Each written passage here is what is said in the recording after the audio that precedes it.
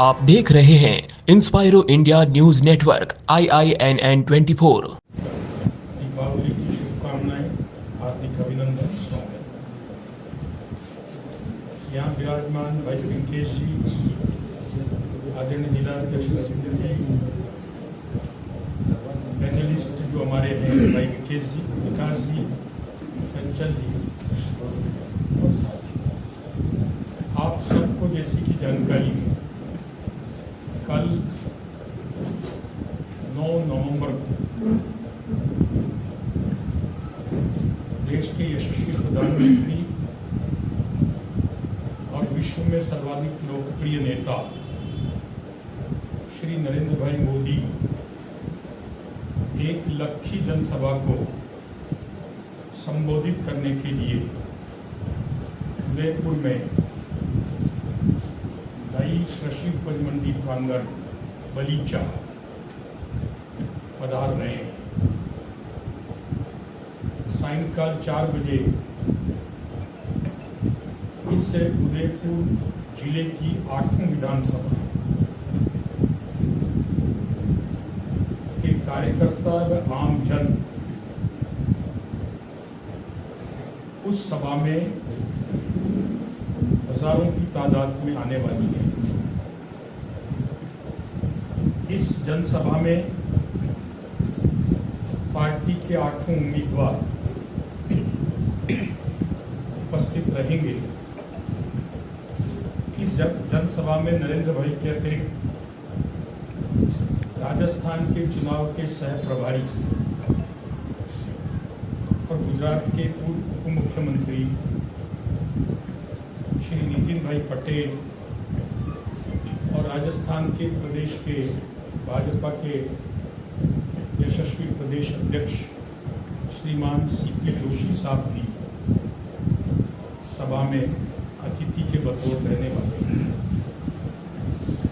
इस जनसभा के लिए हमने सभी प्रकार की तैयारियों को आपस में बांटकर एक माकूल बंदोबस्त करने की चेष्टा की है। हमारा सबसे पहले प्रयास ये रहा है कि इस विशाल जनसभा के कारण आम जन को तकलीफ नहीं हो, यातायात बाधित नहीं हो। इसलिए हमने इस स्थान का चयन किया है जो शहर के नियर बाई भी है, शहर से दूर भी है, और वहाँ पर पर्याप्त स्थान है पार्किंग का। आने वाले व्यक्तियों को भी शहर के ट्रैफिक से मुक्ति मिल सके। इस जनसभा के माध्यम से माननीय प्रधानमंत्री मेवाड़ के सभी मतदाताओं से आने वाले चुनाव में भारतीय जनता पार्टी के पक्ष में मतदान की अपील करने लगे। जनसभा के लिहाज से क्योंकि प्रत्येक जनसभा का अनुभव आता है कि ट्रैफिक एक बहुत बड़ी समस्या होती है, पार्किंग एक बहुत बड़ी समस्या होती है। उसके लिए पूरा बंदोबस्त किया है और कार्यकर्ताओं की एक विशाल टीम ट्रैफिक और पार्किंग को मैनेज करने के लिए लगाई है। मैं समझता हूं कि कल की जनसभा में अब तक की सबसे अधिक संख्या उपस्थित रहने वाली। मेरे पास जो फीडबैक नीचे से आ रहा है उसमें कार्यकर्ताओं का उत्साह हमको भी उत्साहित कर रहा है और सभी कार्यकर्ता अपने संसाधनों से, अपने निजी वाहनों से, कुछ बसों से, कुछ ट्रैक्टर से, कुछ टेम्पो से इस जनसभा में 4 बजे पहुंचना प्रारंभ हो जाएंगे और सायंकाल की इस जनसभा से एक उत्साहजनक वायुमंडल बनकर हम आने वाले समय में सभी सीटें जीत सके, इस दिशा में और आगे बढ़ेंगे। इसके लिए पिछले 4-5 दिन से कार्यकर्ताओं की पूरी टीम हमारे दोनों जिलाध्यक्ष श्रीमान रविंद्र जी और चंद्रगुप्त जी के नेतृत्व में जिले में तय है। हमारी व्यवस्था संबंधी जानकारी और उसकी मॉनिटरिंग के लिए हमारे वरिष्ठ नेता प्रमोद सामर जी लगे हुए। इस प्रकार से हमने तमाम व्यवस्थाओं को बांटा है। जिले में यातायात व्यवस्था को सुचारू रखने के लिए और उसकी मॉनिटरिंग के लिए हमारे श्रीमान तखत सिंह जी शक्तावत और उनकी पूरी टीम लगी है। एक मॉनिटरिंग के लिए मॉनिटरिंग सेंटर में बहुत से कॉलर्स बैठकर हम सब कार्यकर्ताओं से मॉनिटरिंग भी कर रहे हैं और पल पल की जानकारी भी ले रहे हैं। अब मेरे पास भी तमाम अपडेट है। हम हमारे बूथ अध्यक्ष और उसकी टीम को भी इस सभा में जोड़ने के लिए उनसे भी कॉल सेंटर के माध्यम से और बात कर रहे हैं। और जो फीडबैक और इनपुट मेरे पास है वो वास्तव में बहुत उत्साहजनक है। और सब ओर से ऐसा डिमांड आ रही है कि भाई साहब हम आना चाहते हैं पर यहाँ अब बसें उपलब्ध नहीं हो पा रही, हम क्या करें। मुझे ऐसा लगता है कि उदयपुर संभाग के, उदयपुर जिले के संसाधन आने वाली संख्या के आगे शायद कम पड़ रहे होंगे, लेकिन कार्यकर्ता का उत्साह है, आम जन में उत्साह है। मैं समझता हूँ बाजे बाजे के साथ, उत्साह के साथ, पारंपरिक वेशभूषा के साथ इस सभा में आएंगे और आपको कल सायंकाल की जनसभा में विशेष प्रकार का उत्साह, एक विशेष प्रकार का जीतने का जुनून हमारे कार्यकर्ताओं की आंखों में देखने को मिलेगा। हमारे राजस्थान के कप्तान सीपी जोशी जी की उपस्थिति भी रहेगी और उनका भी उद्बोधन हमको सुनने को मिलेगा। और इस संभाग के विशेष प्रभारी के रूप में नितिन भाई पटेल का भी मार्गदर्शन मिलेगा। इस सभा में सभी 8 उम्मीदवार, हमारे माननीय सांसद, हमारी जिला प्रमुख सहित सभी प्रमुख व्यक्ति आपको मंच पर दिखेंगे। और हमारे जनजाति क्षेत्र के नेता के रूप में श्रीमान चुन्नीलाल जी से लेकर तमाम वो नेता जिनकी अपेक्षा कार्यकर्ता करता है, कल आपको उत्साह से सभा की अगुवाई करते हुए नजर आएंगे। मेरा आप सभी मीडिया कर्मियों के माध्यम से निवेदन है कि विशेष तौर से अभी प्रशासन रूट चार्ट सभा में कहाँ से किस तरफ से कोई प्रवेश करेगा और कहाँ उनकी पार्किंग होगी ऑलमोस्ट डिसाइड हो गया है। हमने भी उस सारे रूट चार्ट को देखा है और मैं समझता हूँ कि बहुत ही व्यवस्थित सभा करके सभा के विसर्जन के बाद भी सारे लोग कंफर्टेबल अपने अपने घरों तक जा सकें, इस बात की व्यवस्था को चाक चौबंद करने का प्रयास हम सब कर रहे हैं। माननीय प्रधानमंत्री जी कल सायंकाल उदयपुर एयरपोर्ट पर लैंड करने वाले हैं। वहाँ से लगभग 31 या 25 किलोमीटर जो भी है मार्ग तय करते हुए सड़क मार्ग से सभा स्थल तक आएंगे और वापस सभा स्थल से सड़क मार्ग से एयरपोर्ट द्वारा जाकर प्रस्थान करेंगे। ये सब जानकारी शेयर करने के लिए हमने आज आपको आमंत्रित किया है। सभा के संदर्भ में कोई भी बात, कोई भी जिज्ञासा, कोई भी जानकारी नहीं करते हैं, उनकी लैंडिंग लेट हो सकती है और 5:45 बजे सूर्यास्त होता है। प्रधानमंत्री के सुरक्षा प्रोटोकॉल में रात्रि को सुरक्षित लैंडिंग और टेक ऑफ के लिए जितना बंदोबस्त चाहिए वो केवल एयरपोर्ट पर हो सके। हमने बहुत कोशिश की कि कृषि उपज मंडी का ही प्रांगण बहुत बड़ा है, हम वहीं पर हमने रिक्वेस्ट भी करी एसपी जी से, पर उन्होंने कहा चूंकि सूर्यास्त के बाद जितनी व्यवस्थाएं चाहिए टेक ऑफ के लिए, जैसी लाइटिंग वगैरह की व्यवस्था चाहिए, वो यहाँ पॉसिबल नहीं है। इसलिए सुरक्षा कारणों से वो हवाई अड्डे पर कितना टारगेट रखा है? मैंने एक शब्द प्रयोग किया था, लक्ष्य जनसभा। हमारी कोशिश है कि इस सभा में 1 लाख लोग आए और उसके लिए हम पूरा प्रयास करें। संवाद की सभा होगी, उसमें भी 1 लाख नहीं, 8 विधानसभा में कैसे होगा? वो सामान्य समय था, अभी चुनावी दौर है, अभी हमारे 8 लाख बीत गए।